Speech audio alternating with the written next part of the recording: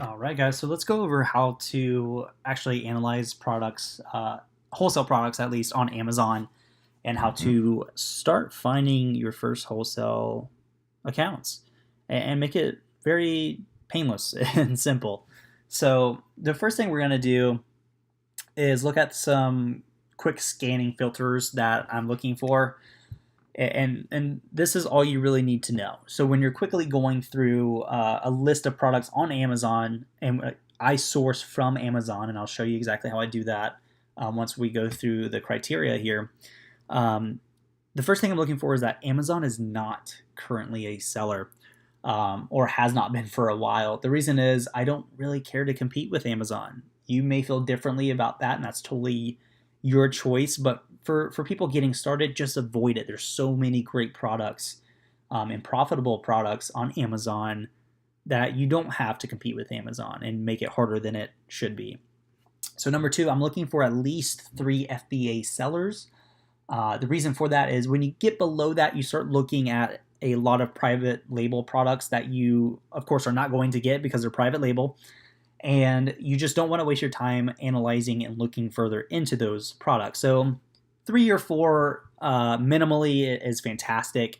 I would say to even look at least 4. Number 3, it meets our category rankings.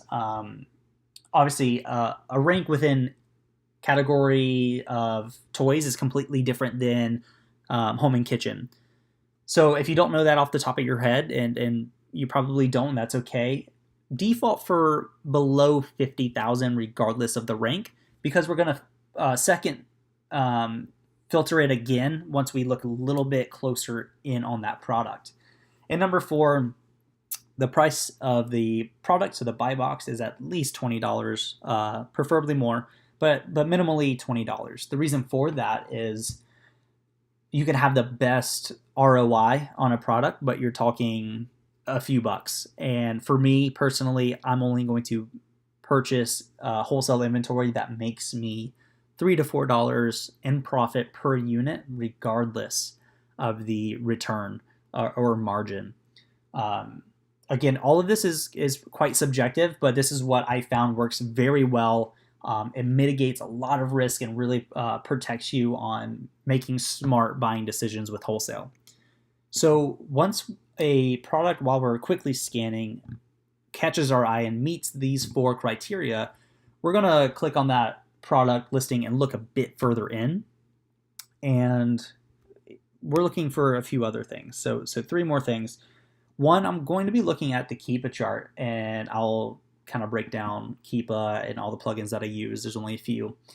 And I'm making sure that this product is going to be consistently good and profitable for me month after month. So the way I can do that is by looking at the history of it, right? If it's been selling high volume and at the same price for the past 2 years or a year, 6 months, it most likely is going to stay that way. And that's a good thing for us because we want stable products that we can carry month after month, year after year, versus a product that is profitable today or this week and not in a month. I want profitable products that last for years to come. Number 2, this could very well still be a private label product, but in a different way. So there could be 5 FBA sellers, but one of those FBA sellers is the brand itself. Although this isn't considered necessarily private label, it's still a distribution channel with the brand that you don't want to compete with because they clearly have more margin and room to basically fight with you for the buy box. And that's not really a good, healthy business relationship you want to start. So I would just avoid that. And number 3, we want to be able to move at least 30 units of each month. This is a wholesale business that we're trying to run. We're not doing online arbitrage or retail arbitrage where we get 5 to 10 units and we move through it and then we move on. No, we want products that we can move potentially hundreds, if not thousands of units of each and every month. That way we're not having to carry thousands of SKUs. We can carry a few handfuls of SKUs that are super profitable and place a lot less orders. So once we have found a product that meets our initial criteria and then this secondary criteria, we're going to go ahead and reach out to the actual brand and ask for a wholesale account. So now that we've gone over the high level things, what I'm looking for, let's actually do that together. So actually I already have one pulled up, and let me back out so you can see how I got here. So the thing that I'm going to do first is pick a category, right? So just high ranking category. Initially I did home and kitchen, which you can see here. And then I want to zoom in further into the subcategories. So the subcategory that I went into was then kids home store. I should theoretically go down another level into one of these subcategories. I'm not going to, just because I know how small all of these are, and it makes sense for me. Obviously I don't want to look at hundreds of thousands of products, but I do at least want to look at a few thousand because I'm quickly scanning them. The second thing that I did was a quick little filter. So at least 4 stars and up, because I want it to be a good product that I'm carrying. And again, $20 and up. I want to filter as quickly as possible, so I'm only looking at the products that meet my criteria. So next what I'm doing is I will just basically land on this product page, and I'm just quickly scanning. So I'm going through, these are sponsored products. I'm going to leave that alone, not worry about it. I'm going through, so I see sold by Amazon. I see one FBA seller and sold by Amazon. Now, how am I seeing this and you don't have this on your Amazon? That's because it's a very simple Chrome extension called DS Amazon Quick View. It's free. Quickly install it, and you get some pretty nice insights without having to look literally at every product individually. So I'm quickly scanning. Again, sold by Amazon. I don't want it. Only one FBA seller. I'm going down. Same thing here. Same thing here. And then, excuse me, we land on this baby shusher that I found a few minutes ago. Now, Amazon's not on the listing. There's 5+ FBA sellers. Fantastic. The ranking is 111 in baby, which is pretty fantastic. So we're gonna zoom in here, right? So that was the quick initial filtering process. It's that simple. Now we're going to the secondary phase of the product filtering process. So first thing we're looking for, right? Stability, consistency. Now this little extension here is called Keepa, or Keepa.com to get that extension, again, free. This lets me see the history of this product. And what I'm looking for is a pretty solid blue line, the blue line being our price, and then the green being our rankings for the product. Now, although there are a few dips here, it does kind of have some volatility. It's relatively speaking pretty consistent, which makes me very happy. Now, the selling rank, the green line, is always going to be volatile. It's always going to be kind of jagged, but we want to make sure that the uppermost is pretty contained. And what I mean by that is what's the highest it goes. And it looks like it's still below 250 in this category, which is amazing rank. So that's fantastic. Now you'll notice these orange pillars or columns, if you will. This is where Amazon comes in. So if you see just orange all across the Keepa chart, Amazon's pretty much controlling that listing, and we want to avoid it. Now, Amazon comes in randomly, and they're not there long. So, again, I want to avoid being in competition with Amazon, but this really doesn't seem to bother me that much. I would still jump in just because they're gone, and if they do come in, they're not going to be there for long just based off the history of it. So I'm going to look further into this. Now, again, we want to make sure that we're not going to compete with the brand itself. So I'm looking at who the actual seller in the buy box is. Currently, it's Sproutly. If it was the brand, they would automatically, for the most part, be here just because they're going to own that listing so much. You can, obviously look at all of them.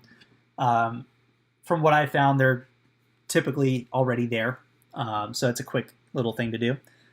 Now, I want to see how many units I should be able to move each month with the current competition. So I already know that there's currently 4 FBA sellers. within the buy box. Now, yes, there's 21 new. That's not all FBA, and not all of them are within the buy box. A few are in the $40+ range, so they're not actually competing. So there's 4. If we jump in at the current buy box price, that's going to be 5 of us, right? So let's see what that would look like. When you're running this information, there's a few things you need. You obviously need the category and the category ranking. Now, you could just take the current one, but the current one is no indication of the future. It could be just a great ranking for the hour, the day, the minute, but it has nothing to do with the consistency of it and can really skew your data. So I'm going to look at the statistics here and look at the actual average sales rank. Now, for this one, it's currently 137, which doesn't let me kind of drag it. So 137 within the last 90, 157 in the last 180, and it says that the price or the sales rank jumps at least 192 times a month. I'm looking at the 90 days. You can go 180. It's totally up to you. I typically do the 90. So let's take that 137, and we're going to pull up junglescout.com/estimator. This is a free site. Jungle Scout's fantastic as a product. That's something we'll go into in another video or blog post. But for now, we're just going to use this free little estimator. And we're going to see how many units this listing is moving per month based off the average selling rank. So the category is baby. The average we found is 137. And so this listing in total is moving, or should be moving, at least 4,500 units per month. Okay, so there's currently 4 FBA sellers within the buy box. We're going to jump in. That's going to be 5, right? So let's do some quick math. 4582 divided by all of us, we should be able to move 916 units a month. So this product clearly meets our 30 unit minimum, and that for you could be 100 units a month. And I would strongly suggest you focus in on higher volume inventory, because it allows you to place less orders and have a smaller SKU base, which in my opinion is very nice, but that's totally up to you. So we like this product, right? What's the next part? Well, the next part is simply reaching out and trying to get a wholesale account. So the name is Baby Shusher. That's the brand. So let's Google Baby Shusher. So you can see right here, there's the brand's website. Now, I've already done this. Unfortunately, my mic was not recording, so I did all of this before, which is how I found this product. So instead of me going through all this again, I'm just going to let you know that there's no email address for us to find. There's no there's no sales at babyshusher.com. And this is something that you're going to encounter. But the first thing you want to do is look, obviously, at the top navigation, see what we have. If you can find like a wholesale link, a sales link, something like that, click on it. And then we're going to scroll down to the footer. There's nothing here, so that's okay. So our last option is the contact us page. And again, no email, no phone number. It's okay. I'm still going to go ahead and submit my information, a little message asking for a wholesale account, and have them get back to me and submit that and move on.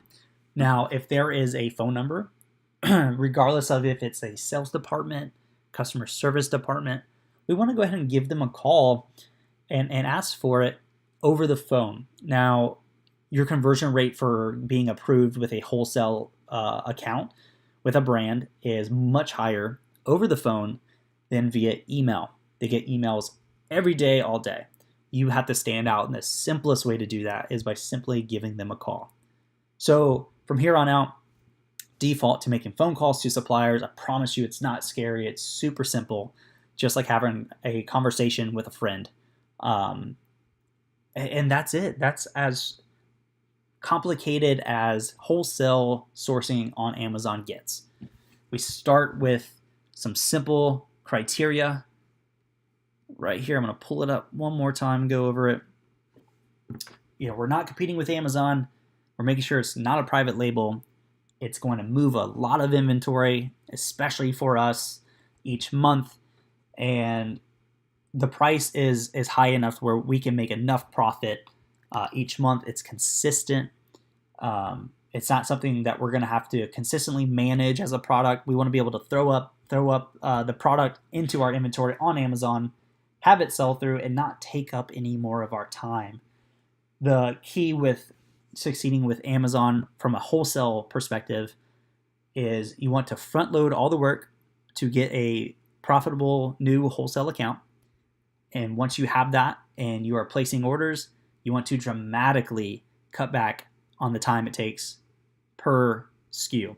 What I mean by that is if it took you 5 hours to get a wholesale account for one product, from here on out, all you have to do is restock that product and make sure it continues to sell. So you're not adding on a ton of time for each new product you bring on. You are simply plugging it into your wholesale Amazon system and letting it do all the work for you. Now, if you have any questions, because I get this is a bit highbrow, but this is really the tactics. This is really what we're doing day in and day out to grow our wholesale Amazon accounts. This is as simple and as complicated as it gets. I mean, this is the heart of it. Please join our private Facebook group. Each week on Thursdays, we hold a Q&A, Google Hangout, super casual. It's not a webinar. We're not teaching. We're answering your questions. We're recording those. We're posting them in that group so you can reference them later. You can go back to them. And we're really, really doing our best and sharing everything you need to succeed with a wholesale Amazon business. And from here on out, you have everything you need to source and get approved for your first wholesale account. And good luck. We'll see you in future videos.